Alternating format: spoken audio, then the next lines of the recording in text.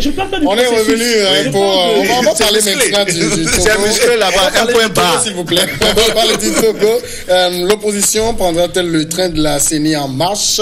Alors, on le dit, il y a un train qui circule maintenant au Togo et qui est un TGV, c'est un train à grande vitesse. Le train des élections, parce que Radio Comique. Lyon-Paris ou bien Paris-Montpellier. En tout cas, c'est le train jusqu'au 20 décembre, ça va s'arrêter. Il y a la coordinatrice de C14 qui a dit qu'il n'y a même pas un train.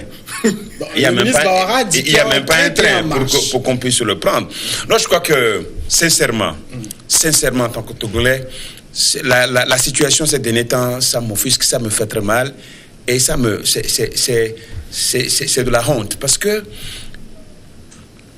il y a une feuille de route qui parle des élections législatives. Et subitement, on y ajoute les locales et on y ajoute le référendum. Mais ça fait vraiment... En tout cas, le laboratoire... Mais on devrait le dire, non? Parce que les locales, on les demandait nous avons combattu, nous continuons pas à combattre, pas à lutter pour que nous ayons les locales. Et en fait... Et nous l'avions dit même que nous avons préféré les locales avant les législatives. Puisque ça avait déjà avancé. Nous, notre mouvement, on était associés. Puisque nous avions pris part à tous les... Que ce soit les ateliers, que ce soit les séminaires. Et ça, c'était bien, c'était partant. Mais quand la crise est née, bon, on a occulté les élections locales, on n'a parlé que des élections législatives. Aujourd'hui, il y a une feuille de route qui est là. Et la feuille de route ne parle que des élections législatives. Ça, tenons-nous à cela, et puis on verra les locales. Mais quand on ajoute d'un jour à l'autre, où personne ne s'attendait, comme si c'est tombé comme ça, on dit bon, et la CENI annonce un calendrier, dit bon, il y a les élections locales, mais quand même, je crois quand même, il faut quand même qu'il y ait du sérieux là. D'accord, mais ça fait il y a quelque chose qui cloche quelque part, et on ne peut pas accepter comme ça. L'analyse du passé Rideau. Non, ce n'est pas une question de partage. De logique. Et de bon sens. C'est une question de bon sens et de logique si je ne veux pas tricher. Merci, grand frère. Mais vous savez, nous sommes dans un processus dans lequel nous devons comprendre. Et j'ai dit une fois ici, parfois, il ne faut pas chercher à comprendre tout ce qui se passe. Parce que certaines choses sont faites pour ne pas être comprises. Il est vrai. Surtout en politique. Surtout en politique. Et la politique, c'est la loi du plus fort, la loi de l'argent. Il est bien dit dans la feuille de route, en dernier ressort, vous allez aux élections législatives. Selon moi, quand vous irez aux élections législatives, la nouvelle Assemblée va faire les réformes. C'est ce que moi je pense. Si aujourd'hui, la CENI dit qu'il faut faire les locales, il faut faire le référendum, il y a deux questions qui se posent. Le référendum sur quel sujet? Le deuxième, les locales. On en avait discuté en 2016, en 2017. Il y avait une projection pour les élections en 2018. Pour les élections en 2018 où on parlait de couplage. Si aujourd'hui, la CENI fait cette annonce, vous et moi, nous qui sommes ici, personnellement, moi je pense que ça ne serait pas possible. Ça ne serait pas possible.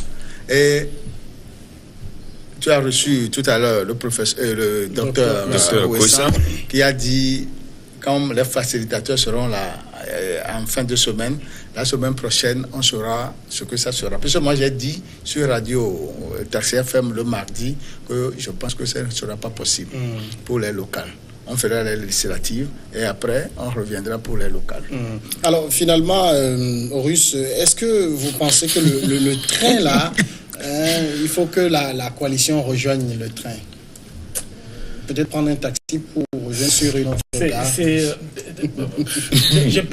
Moi, dès le début de la crise, moi, je le disais, j'ai pas la sensation que les acteurs font ce qu'il faut pour s'entendre, quoi. En réalité, ils font ce qu'il faut pour ne pas s'entendre et il y a toujours une... Et garder la crise. Voilà, il y a toujours une gymnastique que j'ai du mal à cerner, et même au niveau de l'information maîtresse, c'est toujours une version et puis une autre. Alors, je m'explique. On a fait une feuille de route, on a dit élection législative en décembre. Tout le monde était focalisé sur décembre. Bon, après, finalement, on a, par médias interposés, on apprend que non, finalement, il va y avoir entre l'émission de la feuille de route et la fameuse date de l'élection législative, il va y avoir un référendum et des locales. Le 16 décembre. Après, 4 jours d'intervalle. Voilà. Après, il y a une autre information sur un média international qui dit non, en bientôt réalité, il y aura un projet à l'Assemblée nationale. C'est pas en fait que ces dates-là ont été émises pour le cas où les négociations ne marcheraient pas. Bon, mais finalement, moi je pose la question à tous les acteurs. Au final, quand on réfléchit bien, la population togolaise a une résilience, a une résilience mais phénoménale. C'est-à-dire c'est un peuple qu'il faut féliciter pour le calme et la diligence. Sinon, parce que je comprends pas comment on peut avoir plusieurs partis, plusieurs sources d'informations, des informations qui se contredisent et des gens auxquels on prépare psychologiquement en leur disant déjà la feuille de route, on l'a émise parce que bon, les falsificateurs n'ont pas envie de se prendre la tête, ils ont fait le plus consensuel possible en imposant à personne. Les gros funambules, alors ils ont lâché leur feuille de route en sachant que les questions clés n'y étaient pas réglées. On dit on va débattre. Vous dites à toute une population, d'ailleurs, qui ne s'y était pas apprêtée, vous allez aller aux élections en décembre. Ce qui ne doit pas plaire à beaucoup de gens, parce qu'en décembre, c'est une période de fête, de marché économique, tout ça. Donc tout le monde est en train de se demander, mais quel est mon business qu'on va bousiller en décembre? Maintenant, sachant ce que les élections sont. Voilà, on est octobre, novembre, décembre, on est à 3 mois. Mais vous apprenez maintenant aux gens que non, finalement, qu'il y a une locale, qu'il y a un référendum, et maintenant le référendum, on ne connaît pas la question. Mais moi, je pose la question quand même aux politiques togolais, qu'ils soient du gouvernement, qu'ils soient de l'opposition. Quel crédit voulez-vous que la population donne à votre intégrité? D'accord. Aujourd'hui, moi j'ai appris qu'il y aura un projet de réforme qui sera transmis à l'Assemblée nationale. Et c'est sur ça que les députés vont débattre. Donc nous attendons de voir. Pasteur Samuel, quand même, que les acteurs politiques de mon pays soient sérieux. La population togolaise est totalement confuse. Parce que personne ne sait. La confusion, elle.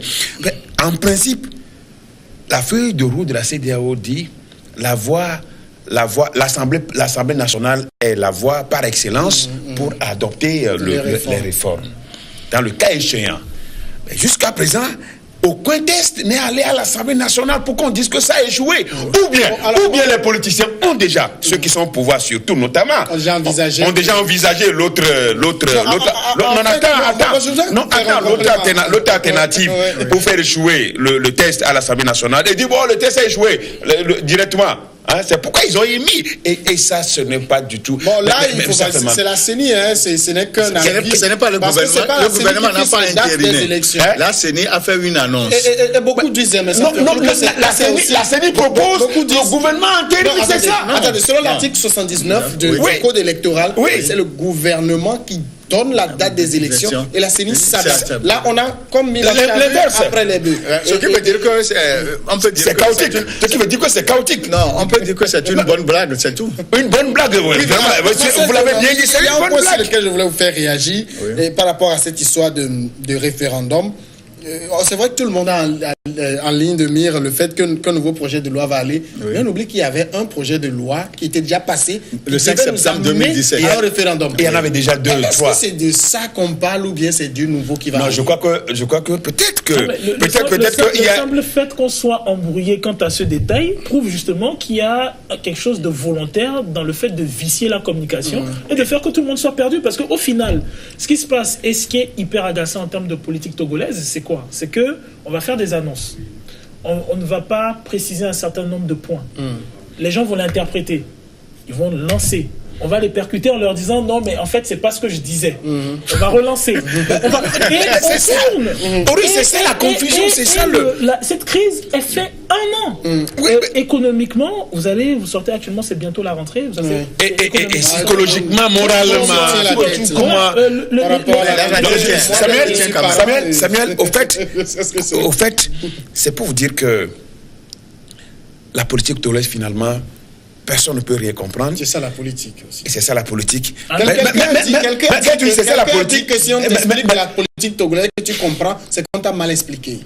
Oui, bon, mais c'est dommage. Parce que la politique, c'est pour gérer, c'est pour gouverner un peuple. C'est pour apporter à un peuple le bien-être. C'est ça. Mais ce qu'on est en train de faire, et surtout ces derniers temps, ça a évolué tellement que à une vitesse exponentielle que seuls ceux qui ont la clé magique peuvent le savoir.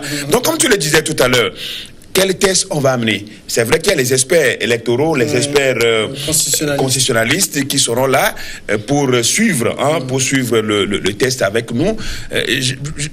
Quand même, il faut quand même dire que, comme il a dit tout à l'heure, les gens sont dans une posture d'aller, parce que le référendum, ça les tient toujours à cœur. Ceux qui sont au pouvoir veulent toujours organiser le référendum. Mais je rappelle que là, ce n'est pas le gouvernement qui a annoncé. Ce n'est pas le gouvernement. C'est la CENI qui est censée être une institution indépendante. Et quelle est la réaction du gouvernement?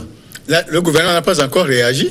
Mais ça le gouvernement n'a pas encore réagi, c'est qu'il y a un problème. Mais qui dit CENI? Oui. Qui dit CENI? Oui. Dit gouvernement. Pas nécessairement. C'est ma commission pas électorale nationale. Nous avons la commission électorale nationale indépendante. Mais qui dit l'administration joue son rôle. Ça revient au ministère de l'Intérieur. Il ne faut pas qu'on cache. Nous sommes sur une télévision. Il ne faut pas cacher les choses aux enfants, ceux qui nous suivent. Les gens qui nous suivent savent que au Togo, quand on parle de la CENI, c'est le gouvernement. Même si vous ne voulez pas.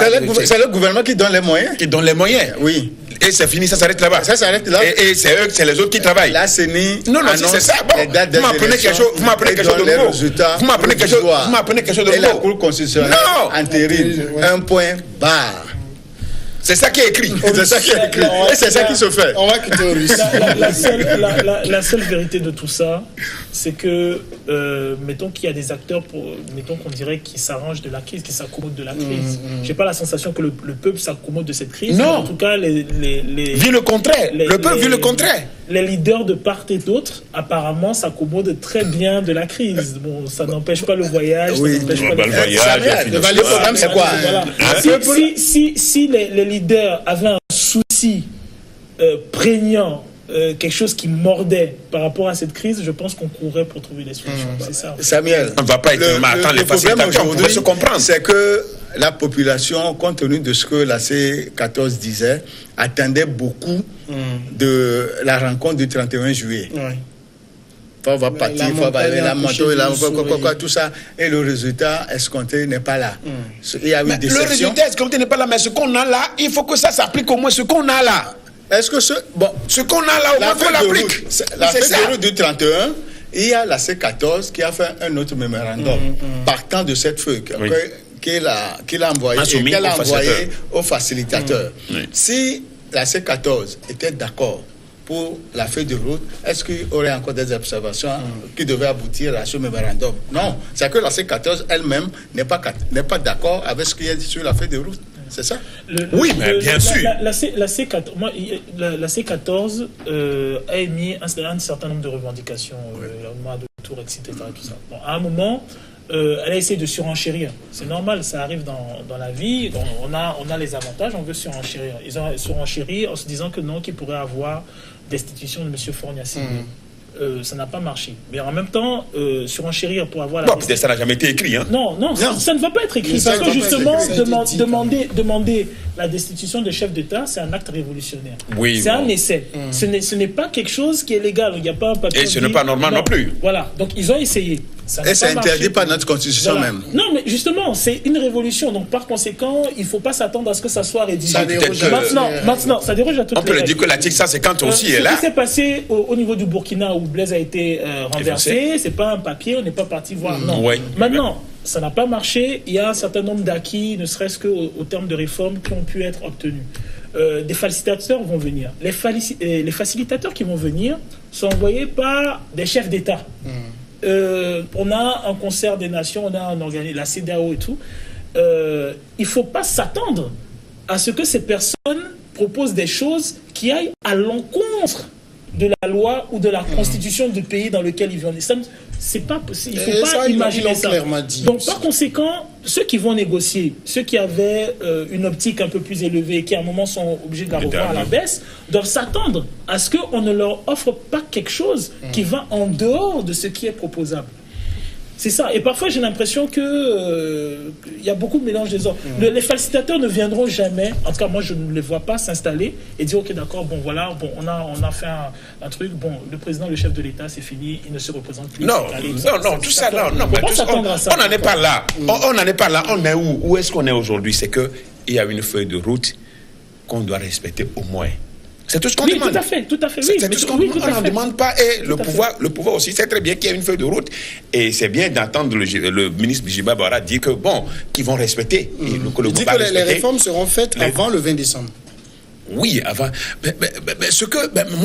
Tout mon problème, c'est que les élections législatives préoccupent plus le gouvernement que d'aller au parce que jusque là juste après le 31 juillet ce qu'on a pu prendre dans tout ce lot là c'est les élections oui, mais s'il y avait une date, il fallait organiser, parce que l'élection, c'est un processus. Alors que les réformes, en une journée, on peut se réunir à l'Assemblée. C'est juste, on lève les mains. Bon, peut-être que la nouvelle Assemblée, on a mis des trucs informatiques. Mais quand même, sinon, avant, on le met sur la main. Dans la feuille de route, il y a quand même des points quand même qui parlent de l'inclusivité de la CENI. Oui, donc ce qui va dire qu'il fallait le faire. Et ça fait partie, c'est la question du il fallait le faire de la manière plus commode et permettre à la CENI cette inclusivité là d'évoluer.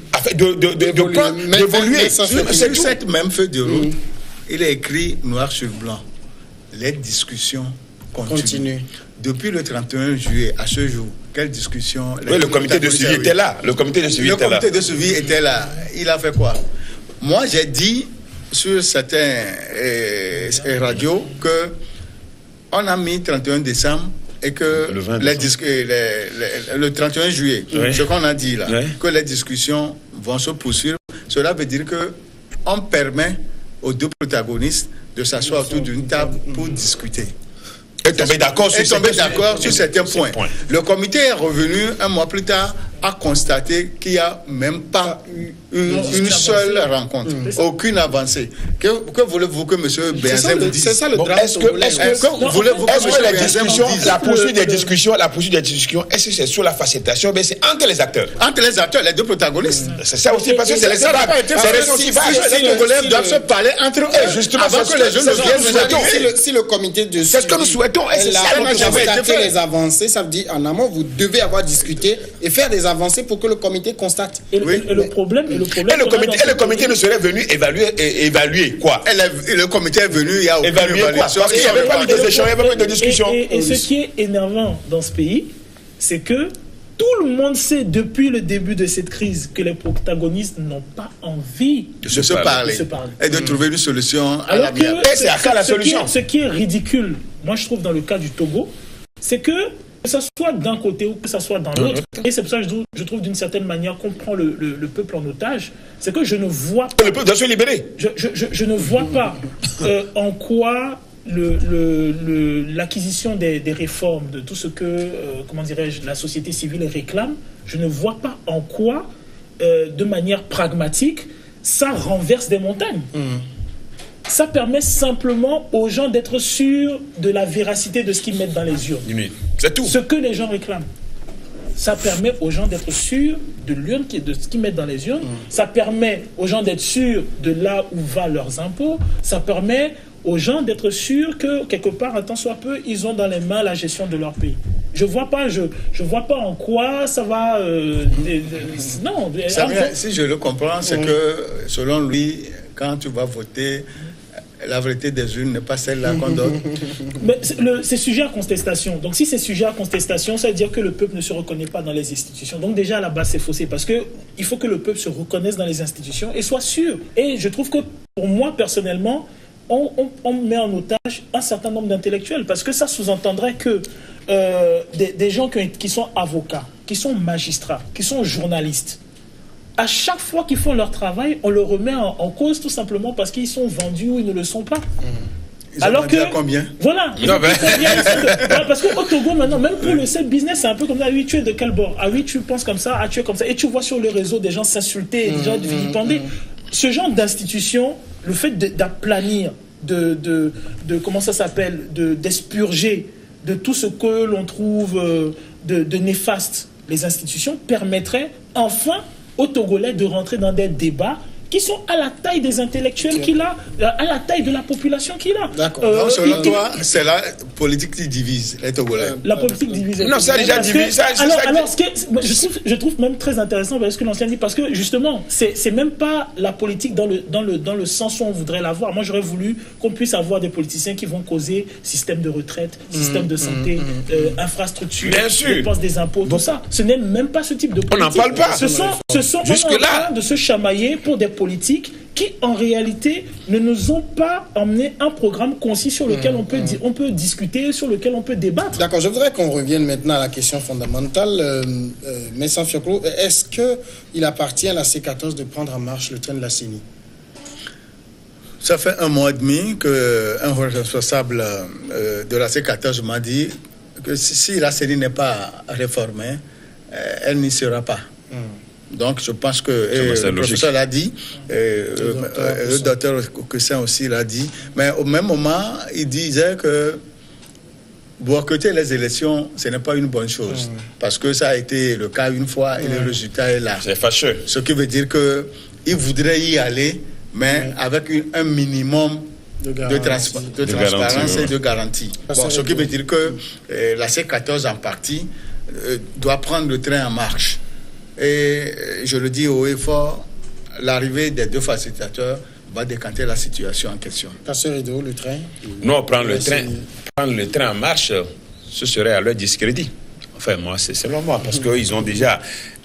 Pourquoi, si telle est leur option, pourquoi ne pas, dès le début, pourquoi ne pas le faire? Mais prendre aujourd'hui le train en marche de cette manière, sans qu'il n'ait pas de garantie de ce qui doit être fait, moi, je crois qu'ils vont se mordre, la C14 va se mordre les nez, et puis bon, c'est le pouvoir qui va tirer, qui va sortir gagnant, ou bien qui va triompher de tout cela. Donc moi, ce que je vois, on attend, c'est vrai qu'on attend l'arrivée des facilitateurs, mais je crois que la CENI, est-ce qu'il faut que le CENI fasse un retour pédalage? Ça aussi, il le faut. Ça dit, quand on veut la paix, quand on parle de la paix, ces derniers temps, c'est ce que je développe sur les médias quand on parlait de la paix. Il faut se garder de cette formule magique-là, le chien aboie, la caravane passe. Ça, on ne veut pas la paix. Quand on veut la paix, on ne dit pas ça. Bon, quand on veut la paix, quand on veut la paix, on ne dit pas ça. Donc, je crois quand même que si on est dans cette logique de paix, la paix dont on parle réellement, demain, c'est la journée internationale de la paix d'ailleurs. Donc, il faut qu'il y ait la culture. 21 septembre, c'est la journée internationale de la paix. Il faut qu'il y ait la culture de la paix. Et la vraie paix, c'est qu'on s'entend et qu'on se met d'accord pour gérer le pays. La paix n'est pas forcément l'absence de guerre aussi. Oui, ce n'est pas l'absence de guerre. Ça ne suffit pas. Quand les gens ont faim, quand il y a les injustices sociales, quand il y a les inégalités, il n'y a pas la paix. Vous n'avez pas la paix. La paix, pour mieux dire, mais c'est un ensemble de comportements. Oui, bien sûr, c'est pas un mot. À la question du train, il y a la C14 dans son mémorandum qui disait que la composition de la CENI ne devait plus être celle-là, qu'il faut 8-8 plus 1 neutre qui sera président. Non, ce qui est aussi très vraiment, c'est pas. Et ce qui veut dire que si nous reconnaissons que l'existence de cette CENI est une émanation de l'accord politique global, bon, je me pose la question si la C14 déclare la caducité de l'accord politique. Oui, mais la C14 ne serait pas la première à déclarer la caducité. Si on disait que le gouvernement vient l'unir a tué l'accord politique global, donc sa deuxième mort. Il faut lui asséner le coup, le dernier coup. Il faut lui asséner le dernier coup. Qu'est-ce que la C14 doit faire? Rentrer dans le train de la CENI et puis l'affaire est réglée? Alors moi je disais dès le début de la crise, je me rappelle sur le plateau, je disais que non, pour moi c'est un combat où les différentes factions jouent leur survie politique. Par conséquent, vu les attentes, parce que ça a été porté par chacun, a été porté par un peuple, vu les attentes, si la C14 s'engage sans avoir ce qu'il faut, en tout cas ce qu'elle a mis dans un certain nombre de ses engrenages, elle s'engage sur ce chemin-là, elle va avoir du problème avec ses militants. Parce qu'il va falloir aller expliquer aux militants la nouvelle donne, la nouvelle position. Pourquoi on se fourvoie. Oui. Alors le problème avec la crise togolaise, c'est une crise de 1 an elle a été hyper violente. Il y a des morts. Il y a eu des morts, il y a eu des blessés. On a encore des gens enfermés. Des séquelles, des gens sont en prison. On a libéré des gens hier. Une dizaine. Voilà, donc elle va avoir... Et tout ça pour ça? C'est ça. La question, ça va être ça. Tout ça pour ça. Du mal. Mais Kossa, il a dit aujourd'hui sur son plateau et sur ta CFM que tout ça là, c'est pour ce résultat. Il y a des morts, des mutilés, que ça donc, ne peut pas être responsable. Il faut faire attention. Il faut qu'elle fasse attention. Il faut qu'elle fasse attention.